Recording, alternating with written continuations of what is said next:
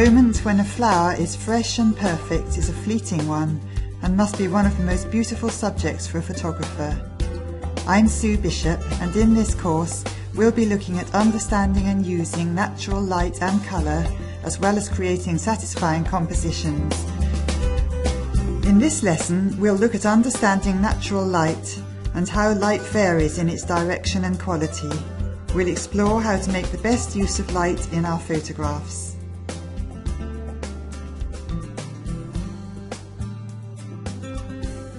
In flower photography, as in any other kind of photography, the quality of light is one of the most important things to consider. Light is extremely variable.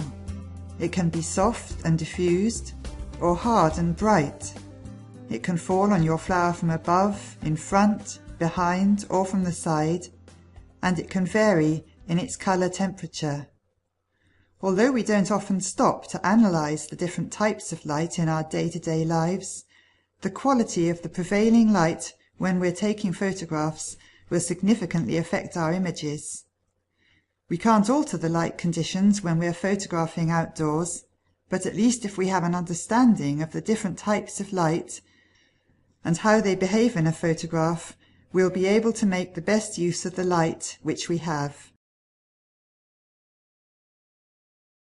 When the sun is shining from a clear blue sky, the light will be hard and directional. Areas lit by the sun will be bright and vivid, while shadow areas can appear dark, almost black. This is a very contrasty kind of light, and in a photograph it can sometimes result in highlights being very light, almost burnt out, and shadow areas being dark and blocked up if the contrast range is too great for the camera to cope with. The human eye and brain is much better at coping with contrast and seeing detail in both highlights and shadows than a camera sensor is. In a photograph taken in hard, bright light, you will often see shadows cast by one flower onto another, or even by one petal onto another, which you didn't notice at the time because your eyes and brain were compensating for the contrast range. In this photo, the sun is casting shadows from some blades of grass onto the petals of the phlox, which I didn't really notice at the time I was taking the picture.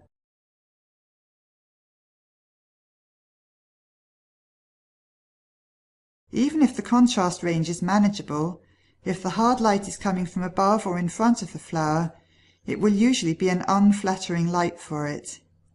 In this picture of a dahlia, the light is coming from directly behind me and falling flat onto the flower. Light from this direction is known as front light.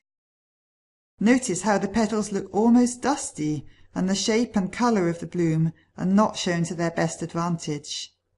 In addition to this, the light is also falling on the foliage behind the flower, which appears rather bright and lurid.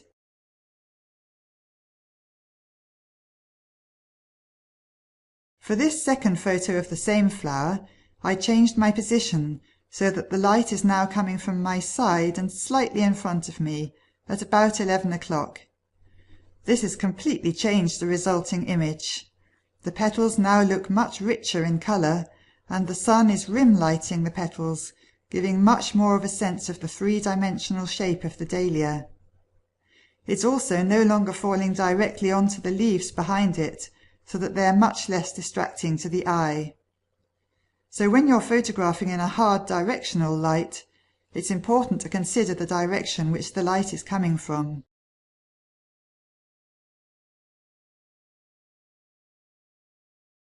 We've seen that hard front light is generally not a flattering light for a flower.